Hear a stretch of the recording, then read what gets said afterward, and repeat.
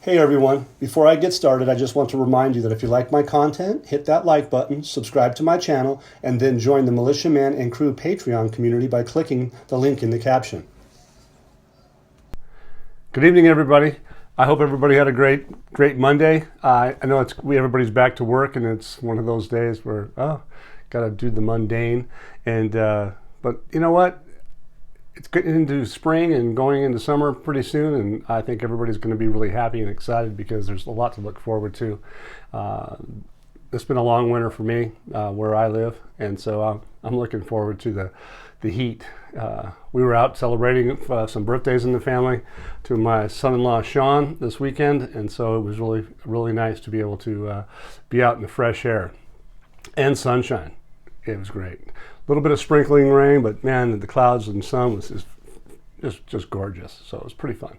Hey, listen, back to the work at hand. Hey, you guys should know by now that Militiaman and Crew provide Patreon and a Discord chat room, and you can find us at patreon.com/MMANDCREW.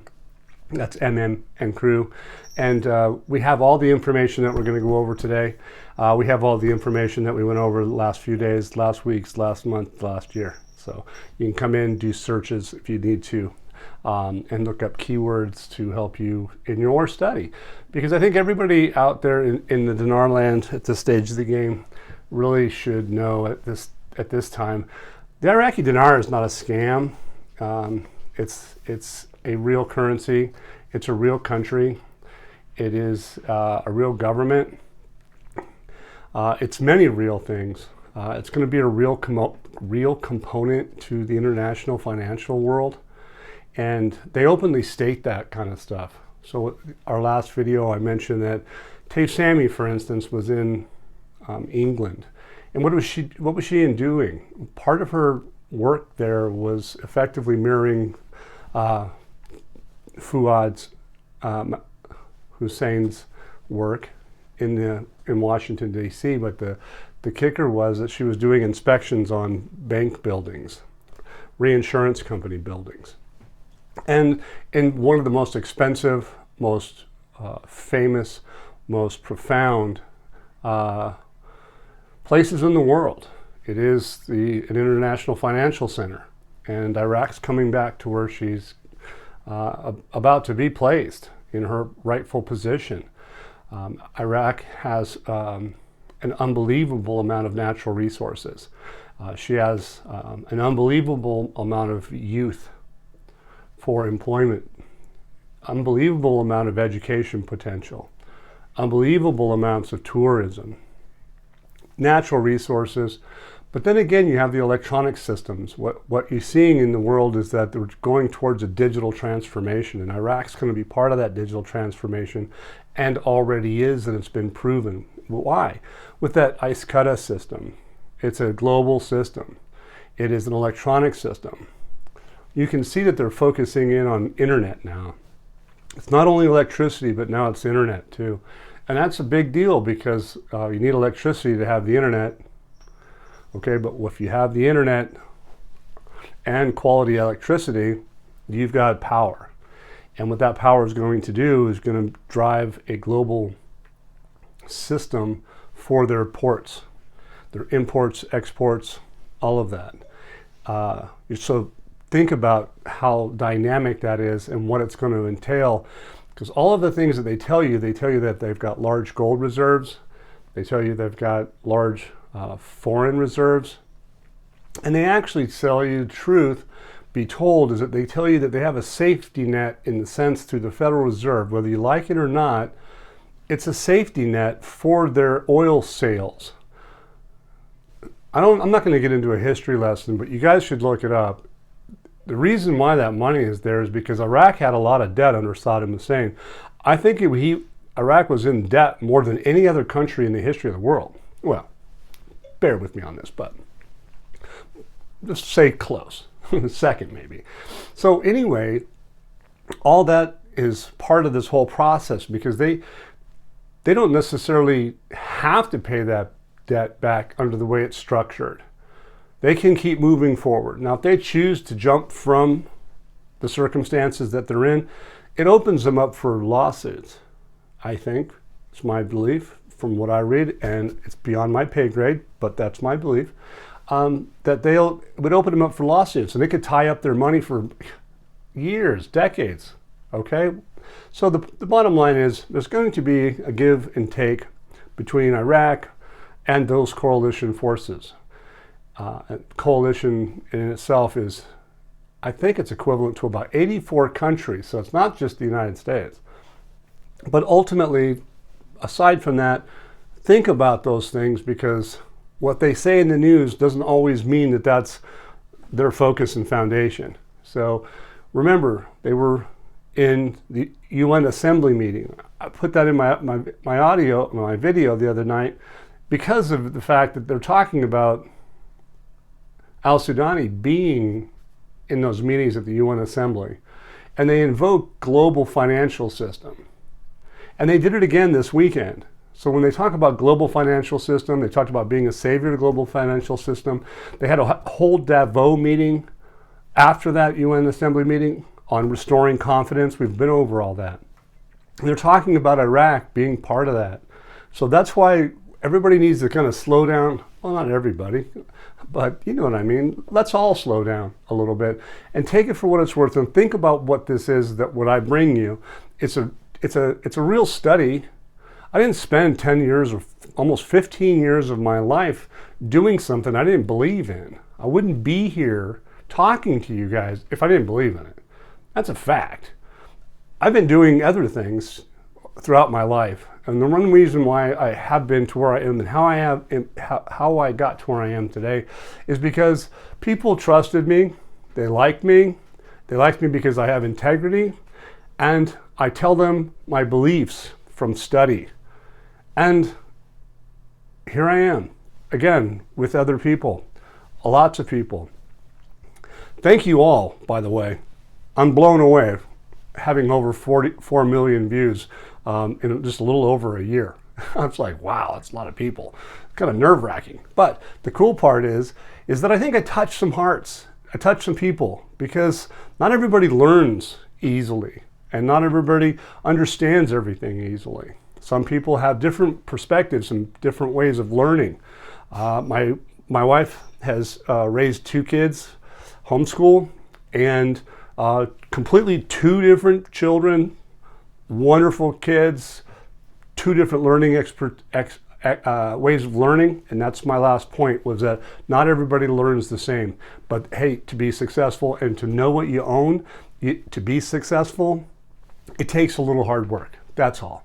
So anyway, I'm moving forward on that, but that is a true story, is that I had a good conversation with Pompey Peter today in respect to that, because Pompey Peter does audios, and some people really love his audios because the fact is he is a teacher. He was a teacher, and he needed to get to that level to where he'd have 15, 20, maybe 30 different personalities in a classroom, and they all learn differently. And so here we are with all of you. Everybody learns differently. So, but the cool part is that what we bring here with Militiaman and Crew, and that ability to convey information, our Samson, Super Samson, she has the ability to find information and helps organize it to the point where that my brain kicks in, and I'm able to take that stuff and I can correlate it to where I think that what we do is try to give you a progression of certain things.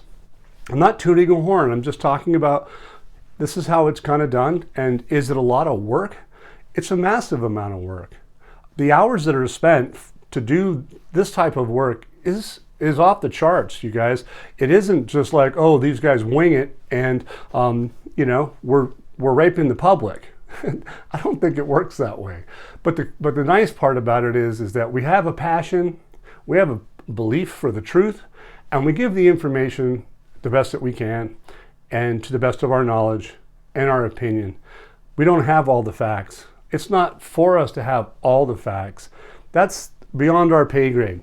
But if we can follow along and make sense of how this is rolling, because it's been an evolutionary situation. I even posted articles that just specifically said that this whole process is completely complex. It's an advanced systems that third world countries never went through. It's a war-torn country. Their infrastructure has been just devastated. But now they're coming back to set stage to that their real estate in England is going to be possibly rehabilitated to the point where a necessity, because Iraq is going to take that position in that world market in London with those banks for a purpose. And that purpose is, just like they said in the UN Assembly, to help be a savior of the global financial system. So anyway, that's a little bit of a brief, but thank you for listening. But here this particular article is, they're talking about executive authority and legislative authority.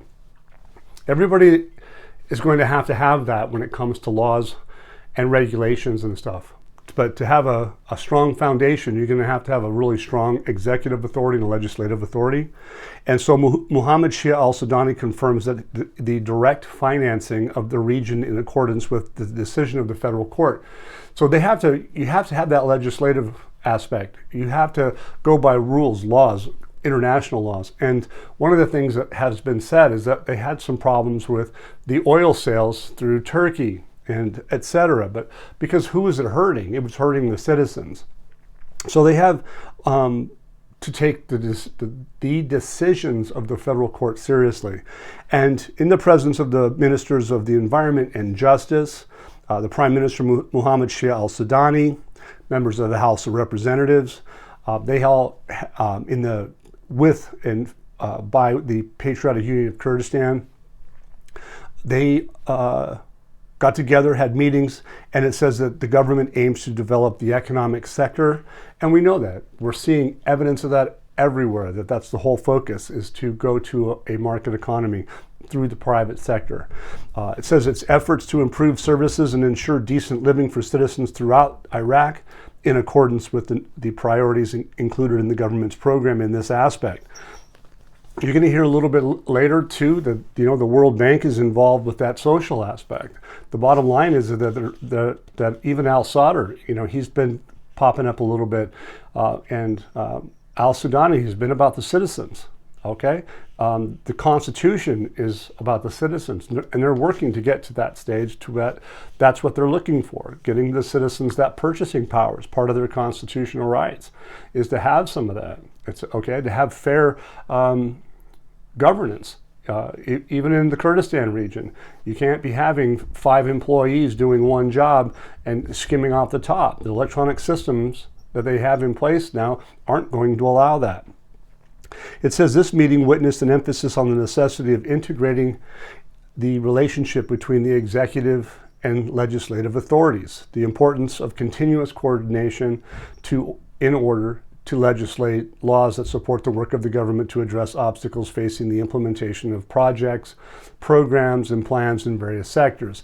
It's pretty much the same old thing, but the bottom line is that they're working towards this. It says that the Prime Minister indicated, quote, that to begin financing the region in accordance with the decision of the federal court in this regard, to follow up on the procedures between the Federal Ministry of Finance, the Ministry of Finance, and in the Kurdistan regional government with regard to localization of the salaries of the region employees in order to continue paying them. So it's all about what? The citizens and getting them paid on time. You're going to find that they're looking towards that My Account system. It's so that if you're going to pay the citizens, they need to be paid on time. They need to be paid regularly. They need to have a semblance of normalcy. And so that's the whole part about this.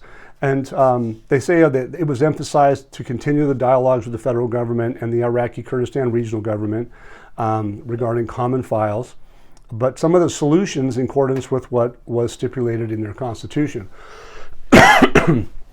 Their constitution is about the citizens and making sure that they have everything that they need and what's fair and in writing. And the oil and gas law is one of those things. Okay, so we're going to see how this advances the wheel of development because of the need for these things to happen. And it's obvious that their focus is on the government program. The government program is to emphasize the executive and legislative authorities, and you're going to see some more about that here shortly, or hear about it here in a minute. So there was the American ambassador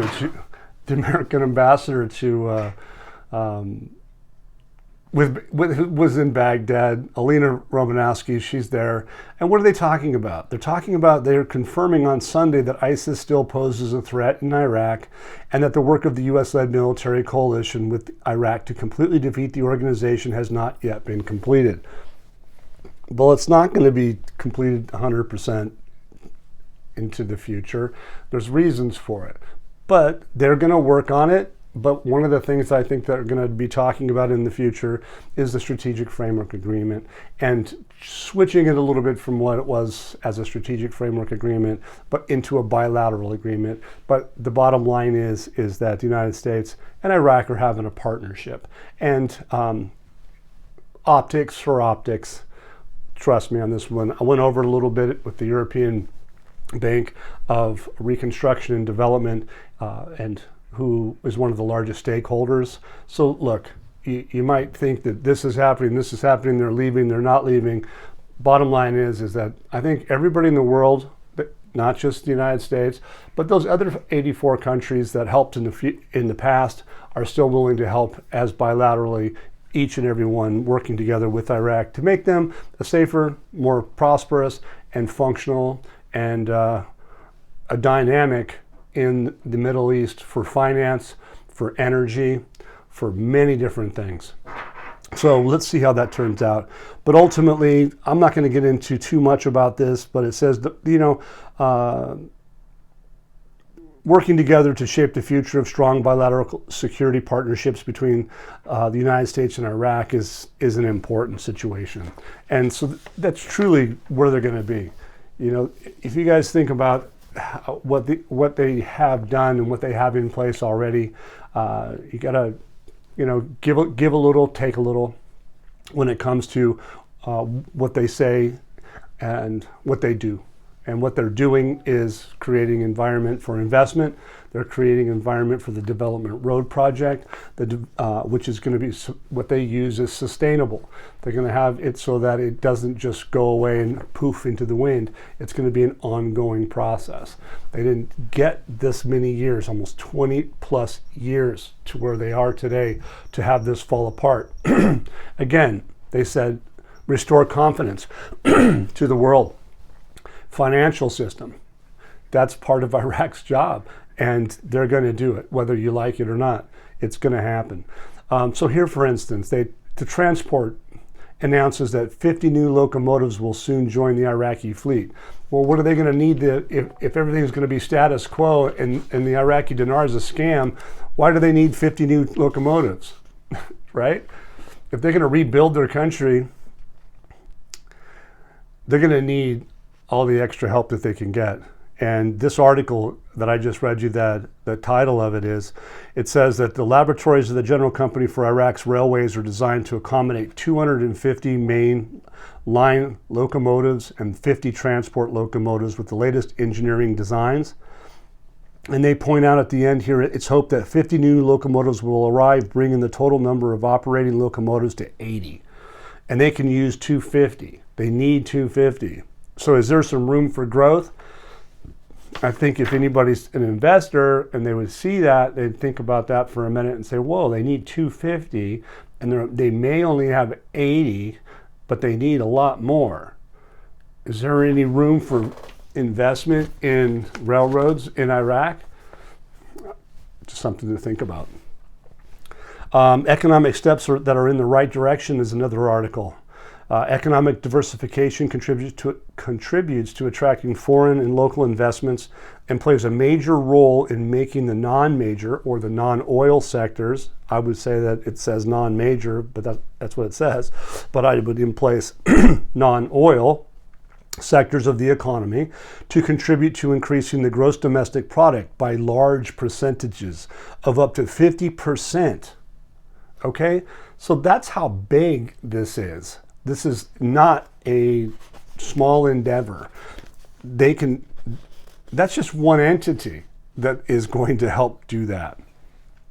So the next thing they go on to say in the foreseeable future, it says the first step from Basra and the ambition is to operate the rolling mill. So what they're talking about is like they're going and doing things, bringing in that industrialization to bring in those revenues, just like the taxes and tariffs at the borders, just like the tourism, the city of Ur, all of these different things. Babylon, for instance, the governance of Babylon, they're going to bring back ancient history. They're going to do all that stuff. And it's unbelievably incredible to see how it's all coming together before our eyes.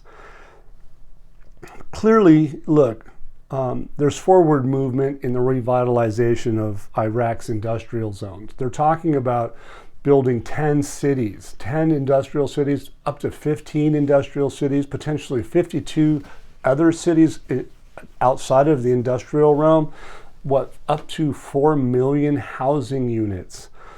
Those trains, for instance, they're going to need those trains to move the materials. Steel's heavy, trains can move it. Bricks are heavy, trains can move it. That's how they're going to do this. They're going to bring all that stuff across from the Port of Foul through the development road all the way up into Europe. And guess what? They're going to build all the infrastructure to support that for decades to come. It's got to be done right. It's got to be done with engineers. That's why you talked about the engineers. They talked about that last year. They had to have all the education, the schools, all these different things in place. This is one of the most complex things that blows my mind, because I've been in this for like 15 years and I'm a new guy. I'm a new guy. But the cool part is what are they going to do? They're going to be attracting foreign investment. How are they going to attract the foreign investment? They're going to open their borders with an international currency at some point in time, and they're going to rock and roll. And that's the signs are everywhere. The signs are everywhere. Al-Sudani has recently said he was going to do make a change to the dinar to 1.32 dinars to the dollar, which is about 76 cents. But that doesn't include adding a real effective exchange rate. That's just what Alak had told everybody. Alak said that we're going to have the project delete the zeros. Sudani says it. He's even going to talk about it again tonight to strengthen the dinar. So anyway, Babylon completes the requirements for establishing the largest industrial city in the Middle East. Really? The largest industrial city in the Middle East. It says Babylon has great qualifications in terms of its geographical location and the presence of its ancient city of Babylon. Well, who's going to be involved with that? Well, isn't that ASYCUDA system going to be there? I think so. Who else is going to be in part of that? The executive and legislative branches, authorities, are going to be a part of that. It says, this guy says, the government administration is now focusing on industrial, agricultural, and tourism projects, calling on investors who are able to build strategic projects and wish to establish them in the city of Babylon to visit the government. Come on in, folks. We're ready to go. We will overcome all the difficulties that face and provide a safe environment. Security and stability. They're saying, come on, we're going to provide that. I wonder who's going to help. Probably those bilateral agreements, maybe a little bit of change to that strategic framework agreement, but who's going to be helpful? Of course, those that help, and some of those largest stakeholders from those biggest banks that are in Iraq and in Europe and around the world, they're all going to be there. There is integration in work with the legislative and executive authorities in Babylon. So here again, the theme we're going to see is repetitive, but it's important because that's the focus. Legislative and executive authorities. You're going to have investment laws. You had to have the reinsurance laws. You had to have all that. All of that stuff has to be in place. Is it now? Yeah, they're at that stage. Well, not maybe everything, but as far as I can tell, they have enough to go. It says the citizens of Suleimania. Okay, that's in the Kurdistan region. My account, the Barzanis were working on this. It's a banking project that's considered to be a very important achievement for the Kurdistan region. It says that the My Account banking project is considered a national achievement par excellence. It says that what is it doing? The government formation is to reduce red tape in all government centers within the private sector. So they're lifting all the red tape on the private sector. and with the aim of facilitating citizens' affairs, as once this project is implemented completely, the problem of cash shortage will be addressed. What they're saying too is that having cash is dangerous, right? You're at risk for counterfeiting. So they're pushing towards, whether I agree with it or not, just don't shoot the messenger, cash less, just less cash in society. That's what they're doing. Does that not mean that they're going to have no cash? Does that mean no cash? No, it doesn't mean that. Not in my opinion, anyway. They go on to say that dealing with cash is considered a dangerous matter due to the possibility of the presence of counterfeit money. Understandable. The problem can be addressed by relying on bank accounts, and those accounts provide a variety of modern services to the citizens. They got security, they got safety, they got quickness, and they have less inflation. If you're using larger notes, for instance, and you're going to buy a stick of gum or a pack of gum, and you only have X note and it only costs fills, how do you pay for that? You got to buy more than you need. That's inflationary. So they're going to get rid of that. It goes on to say that ease of handling, safety of accounts, facing the financing salaries will be regular. So the financing of salaries will be regular and will be paid in a timely manner and without queues, in addition to reducing the risk of theft of those salaries and their savings. So they got that going for them. They can do purchases online for goods and services available anywhere via the internet, via bank cards. They can transfer money via those bank cards. They can transfer money via phone applications. They can receive international transfers. They can do all that through the electronic system. No different than we do here in America. I mean, it's really not this, weight on their shoulders to go from cash to cash less. It's actually a safer, fast, more efficient, some people would use the word equitable situation, but I'll use something different. But anyway, goes on to say that my account project so far has 5 very large banks.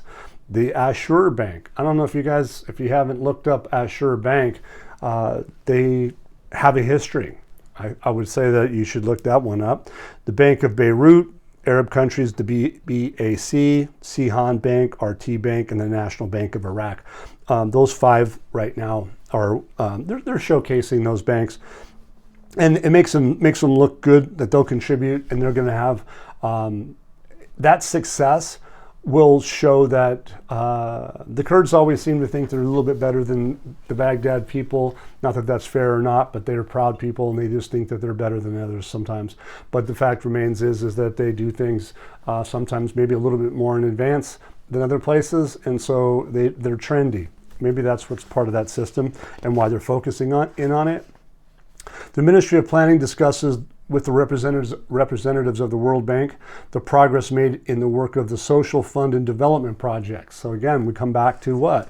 The executive authority. What are they trying to do? They're trying to help the citizens. Who is? The World Bank. What do they have? They have formulas that they're going to be using. It says here that the Ministry of Planning held a joint meeting with representatives of the World Bank during which the progress made in the work of Social Fund for Development Project was discussed. The Executive Department of the Poverty Alleviation Strategy, Jundi Mansour, explains that the meetings come with the periodic meetings, so they're off and on, and workshops. They'll be held and have been held with the World Bank to discuss the progress of the work on the project that has been financed by the World Bank. So this isn't something new, they've already financed it. What are they talking about in this next paragraph? It says the participants in the meeting discussed the structure of the project and its extension in the light of the progress achieved in the rates of completion and financial disbursement. That caught my eye, because why? Projects need money, contractors need to be paid. And if you're going to keep doing what you're doing and not financially disperse the money, people aren't going to stick around for very long. I wouldn't. But anyway, it says for his part, he's the head of the project. The social fund team at the World Bank has this to say. It says that they're in continuous workshops to follow up on their performance, basic goal of which is the progress achieved in the Social Fund for Development projects. That's what the Development Road project is one of them, in order to identify the problems and obstacles facing the fund's work and to try to find solutions. It says stressing that to take measures that speed up the project implementation process and accelerate the implementation of contracts, disbursement requests. Contractors, come on, you guys, hurry it up. In implementation of the contracts, accelerate, let's pay them, and other matters related to the fund. So I think you guys can get the picture at this stage of the game at the level of focus of Fahoud Hussein is in the United States, or maybe home now, but what they were talking about growth. What was Taif Sami talking about? Growth. They were mirroring each other on many different items: security, banking, banking reforms, all of that stuff. Redoing their buildings. Everything's coming together. So here again, it says Iraqi customs is moving towards automation in its ports. We already know that they already did that with Taif Sami. It mentioned it the other day, cut the ribbons, the tape. But here again, now they're reiterating all their ports are going to be using the irreversible ASYCUDA system. They go on here, it says Iraq's Customs Authority revealed the automation system will soon be implemented in the central and southern ports of Mqasr and the Safwan border port. But ultimately what they're saying is that they're going to basically do all the ports.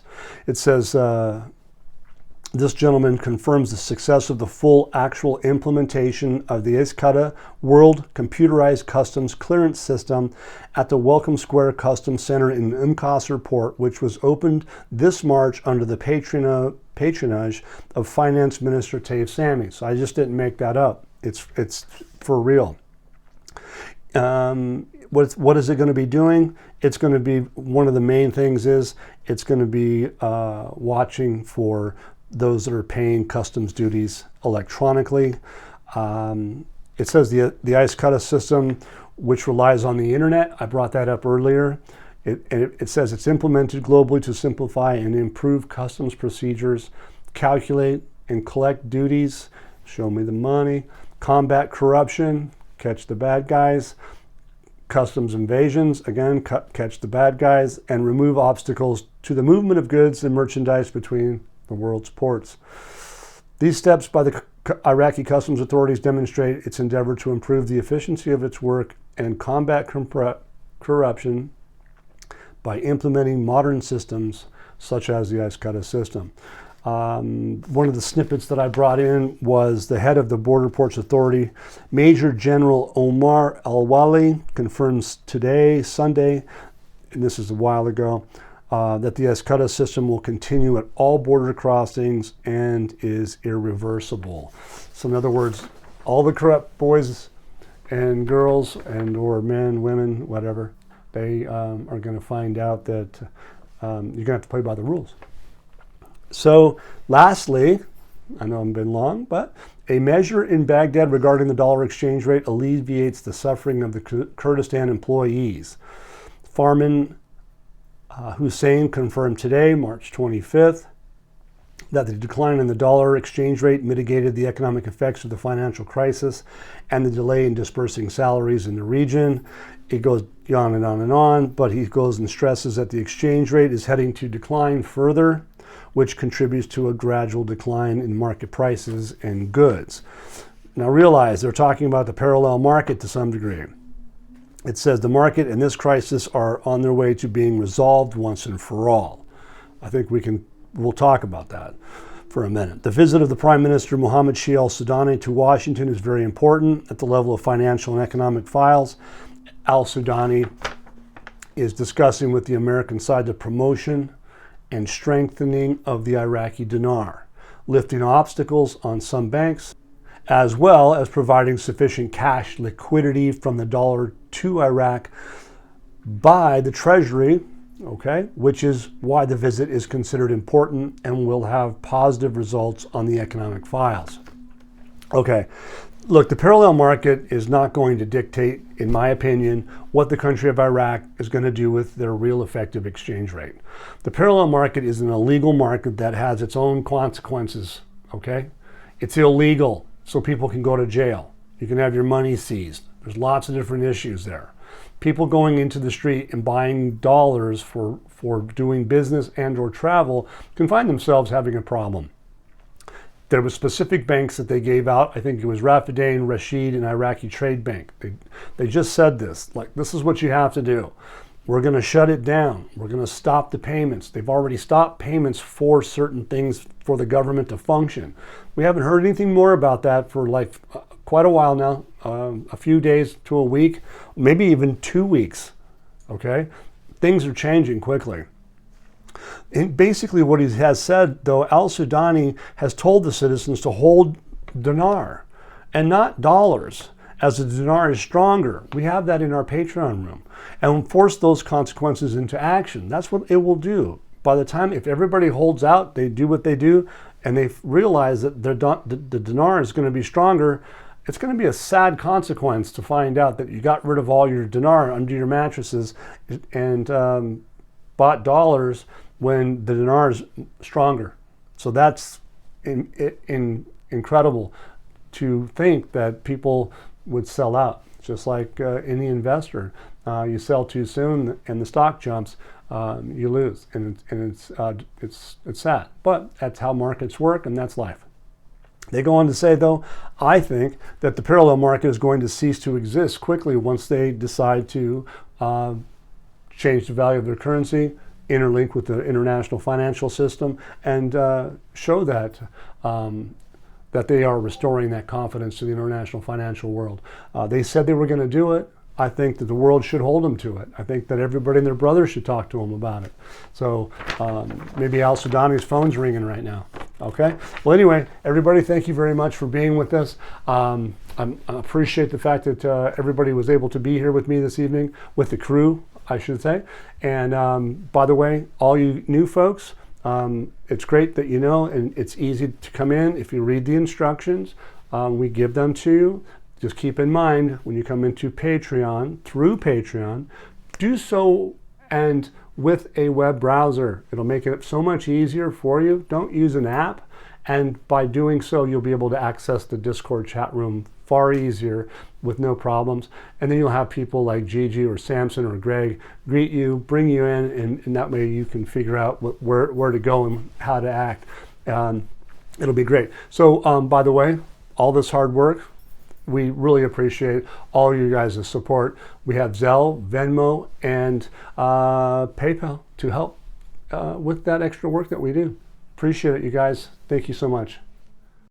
Once again, guys, don't forget to hit that like button if you like this content. Subscribe to the channel or join us at the Militia Man and Crew Patreon community for even more exclusive content. You can also donate to this channel by hitting the links in the banner to help keep this page up and running. Your generous support is greatly appreciated, as always. Much, much appreciated. Thank you so much and have a great day.